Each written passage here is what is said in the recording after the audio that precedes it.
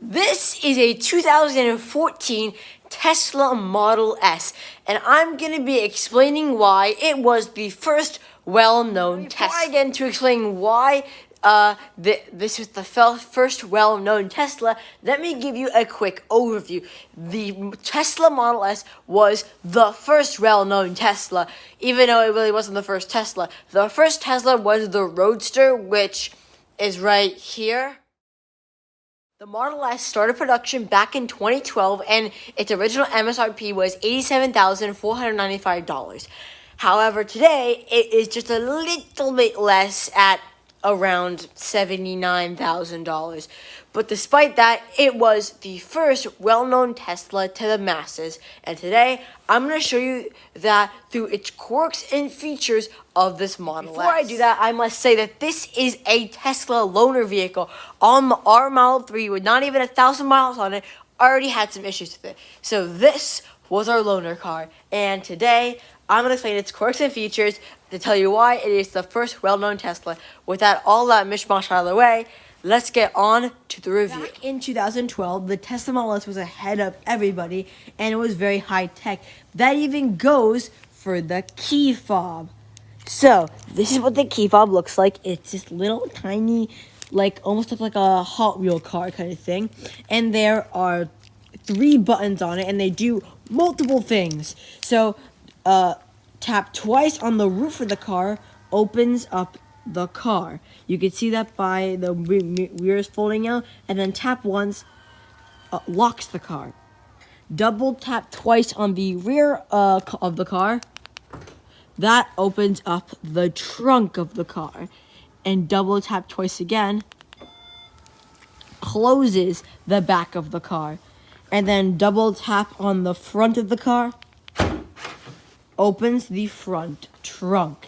That is what I call a key fob. The front of the car, where there's this thing. Well, and back in 2012, Tesla wanted to make the Model S look like a normal car.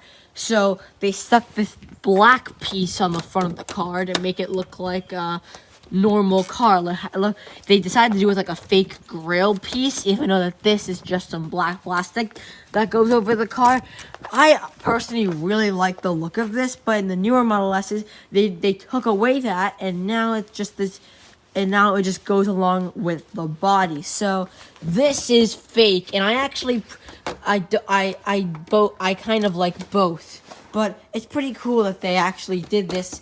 And now, but that is a quirk of the Model S's party feature. When you unlock the car, the door handles pop out. Not just the front ones, but also the rear ones. These are the door handles. All you have to do to open the door is to double tap on the key and then pull, and it's open, and then close. And then the door handle retracts in a little bit. That is what I call a door handle. I actually prefer these door handles than the Model 3 or the Model S door handles, because they're so easy. All you have to do is pull and they open. I really wish that these door handles were on the Model 3, because the Model 3 door handles are really so confusing, and I really don't like the door handles because they freeze in the winter. However, since these are power folding and they power out of the car, that I would really want to see on the Model 3. But since they went with those door handles, however, it's good to have them on one of the Tesla cars. Additionally, though, it actually isn't cheap to replace these door handles. If just one door handle goes out, and yes, these door handles do go out, it costs $800 each for a door handle. So this is all a mechanism. So when the door pops out and pops in, that's all the mechanism. So if it goes out, you can't get in that door. So that means there isn't a manual release on the outside, and there's no keyhole to stick the key in, because there isn't a key, there isn't an actual physical key. But so if one of these goes out, you have to pay $800, and that goes for the Model 3 and the Model S. I think the Model 3 door handles are slightly cheaper, and the Model X door handles are slightly cheaper, but that is a weird quirk of the Model S. On to the trunk, where it is power operated, which is like in every car back in 2012. But what isn't like in back in every car is how much space you get. This car has so much space. It's basically a hatchback, so it basically has a lot of space in here. What most people don't know is it actually has a little storage compartment down here. Now, since there isn't a drivetrain or a gearbox, there's just all this space back here. So, but I find that pretty cool since there's so much storage space in this car, and yet you have another one in the Model S. There really isn't any other quirks with the trunk. All you have to do to close it is just press right there, and it makes a beeping sound, and it just closes automatically, which I really wish there was a power trunk on the Model 3, because on the Model S and X, there is a power trunk, but with the Model 3, it isn't. So I kind of wish there was a power trunk, but that was the quirk with. That is a really big, but that's one of the features on the weird quirk is charging it. So right now we have our Tesla wall connector hooked up right over there, and we have the cord, and it works just like every modern day Tesla. You press the button and it opens, but as you can see, this isn't it's not electronic. The only thing that's electronic about it is the button. It opens automatically, but the mechanism is manual. The thing that secures it is this magnet right here. So there isn't an actual physical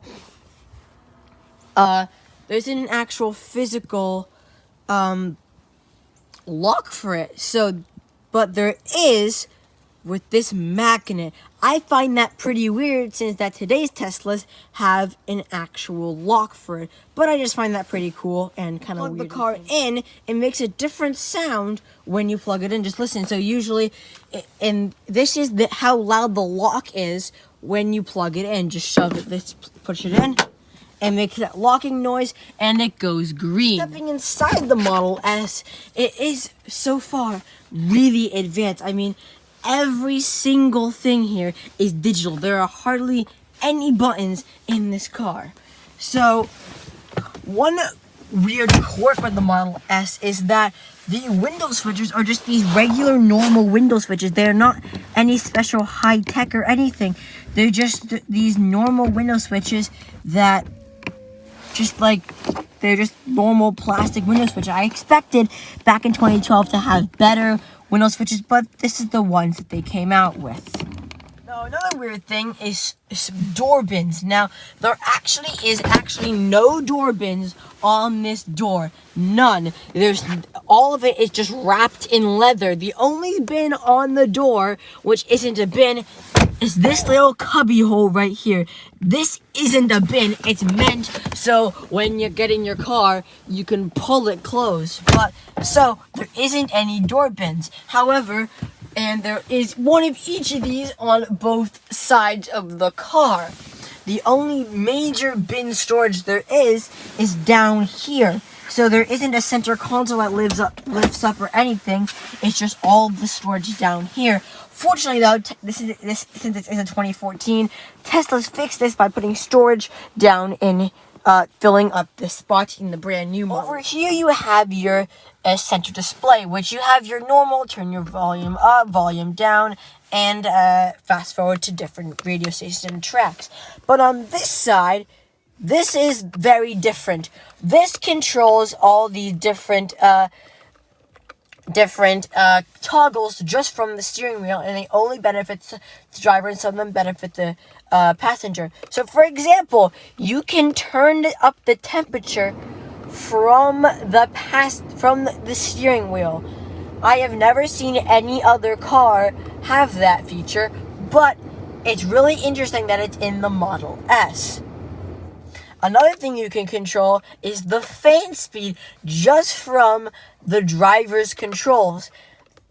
You can obviously control the display brightness, like I know most cars can do that, your recent calls, but one thing I've never seen in any other car is you can control the sunroof from it.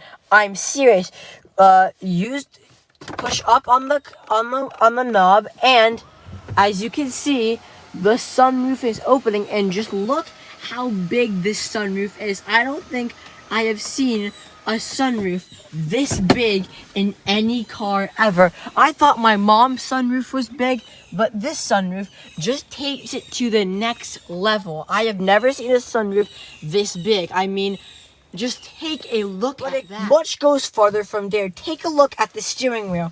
It looks like a normal car steering wheel, as you know, but there are so many different stocks. You have your gear selector stock, you have the cruise control stock, your wipers stock, and your turn signal stock, and finally the electric steering column stock. I've never seen a car with so many stocks before, but the Model S has the only thing that turns heads. Another thing that turns heads is this giant iPad-like screen.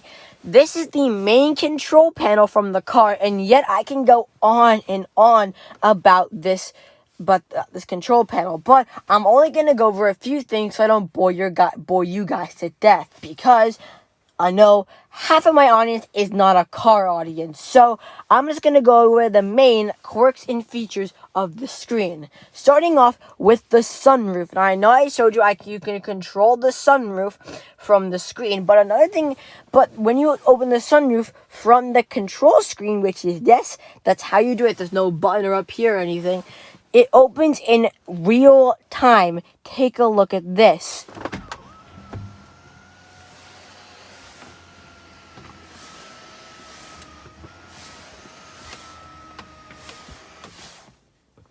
And same thing with closing it.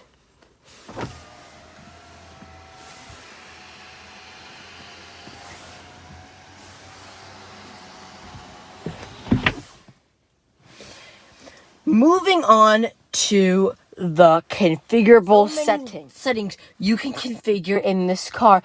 You can even configure if you want to unlock while in park, walk away, door lock.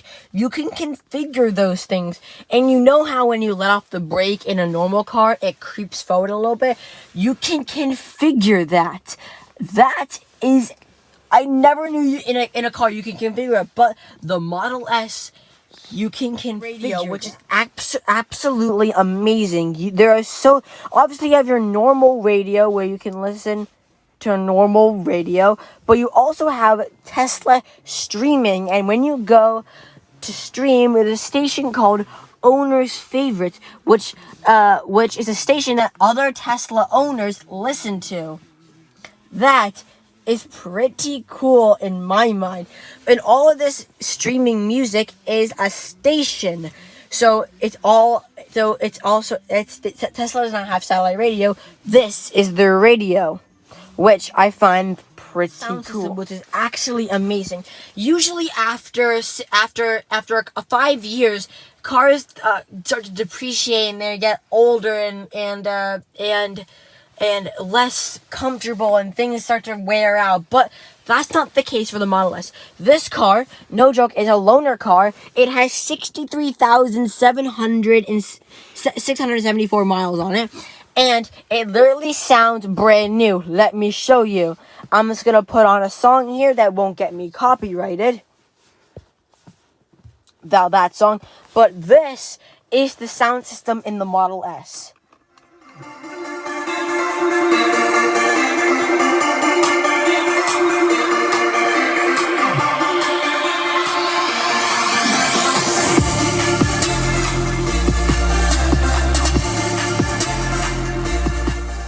Out of all the cars I reviewed, even the most expensive one, the Maserati Gran Turismo convertible, does not beat a sound system as great as this. Tesla has knocked it out of the park with their sound system. I am not joking. This is the best sound system in any car I have listened to.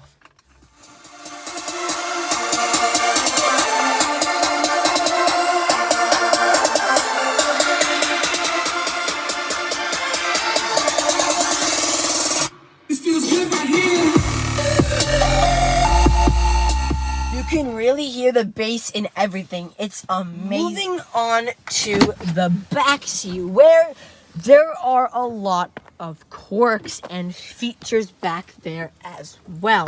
Starting with the seat themselves. Now, the bottom is all one seat. As you can see, it's all covered in just one seat. There's not 3 individual seats, it's all one leather seat. However, the back is also kind of like that way, but obviously like a normal car, 2 of them are linked together, 1 is separate. But they separate the people's seats by these leather bolster things. Now, these are meant to hold you in your seat, which they actually do a pretty good job. However, I can imagine for grown-ups, this doesn't really work. For kids, it works brilliant. When I sat back here, I was extremely comfortable. But for grown-ups, this was an issue. However, in 2016, they refreshed the Model S and they fixed the seats entirely. So if you're gonna buy a Model S, if you're gonna carry grown-ups in the back, don't buy a 2014 with the non-redesigned seats. Buy a 2016 or above that has the redesigned seats. But I'm not saying that, but I'm saying that just so that you can carry everybody in the back seat. If I shut the door here, I have plenty of room. Like, this is where my mom was sitting, and I have plenty of room. And since there is no like hump here, you could sit. I bet you can sit 5 people back here perfectly fine. The person right here has enough room. Even the person in the middle, you don't have to fight for the middle seat in this car. You don't have to fight for it. It doesn't have a hump, and you can actually lean out. I'm actually perfectly comfortable. Like, there's so much space back here. My feet can roam free. And additionally, with this seat, it's also, even with the seat back here, I am still perfectly comfortable. And it's just really amazing on how much room there is in the back of the Model S. And that goes for any Tesla Model S, Model 3, Model X. There's a lot of room. I don't know if you were looking closer, but let me give you a couple seconds to notice something that is back here that's in every single car, even in my grandparents' Honda Fit. In the back seat, just take a look at what's missing here. I'll give you 10 seconds.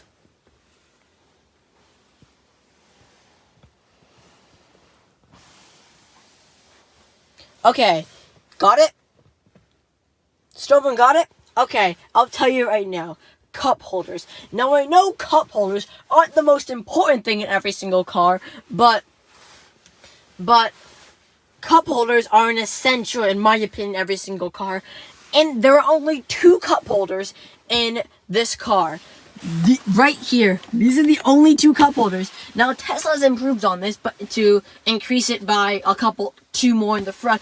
But there are none in the back seat. I mean, there are door bins in the newer Model S, but there are no cup holders. And if I'm going to spend $80,000 on a brand new Tesla, or a car in general, it has to have cup holders, and this doesn't have any cup holders in the back seat. So you're gonna have to fight when you go to McDonald's to put your Happy Meal drinks in the 2 cup holders. Those are all the quirks and features of the Tesla Model S. And now I'm gonna give it a conclusion. A Chef's Tech conclusion. Now, this car, brand new, was over $87,000. And when we were buying a Tesla and when we were looking at Teslas, we were thinking of either getting a used Model S or a brand new Model 3. And as you can see, we went with the Model 3. And the reason is that when we test drove both of them, we noticed that the Model 3 was more fun to drive. It's more exciting. It's thrilling. When you get in the driver's seat, you cannot stop smiling. And when you accelerate with all the torque, you cannot stop smiling. It's amazing. This, on the other hand, goes in the category of the Audi A6 or Mercedes-Benz E-Class. It's a luxury car that has torque to it, but it doesn't have as much torque as the Model 3. And to get the performance variant of this, it's over $130,000. And I honestly don't think the performance variant is really worth it for this car, because if I was going to spend $130,000 on a car, I think we would get a Porsche. But if I was going to choose between a used S and a new 3, I would 100% go for the new 3 because the Model 3 is definitely more exciting to drive. It's faster. It's faster to 60 than this. And as this one is it's only an 85 kilowatt battery. The Model 3 does also have more range. So, but for spacious in the inside, the Model 3 feels more up to date than this Model S. The Model S will still can get updates, but not. It's still on its 3G Wi-Fi network. So I would definitely go with the Model 3 than the Model S. And I hope you guys enjoyed this video. If it is, smash the like button. I'll see you guys next time. Peace out.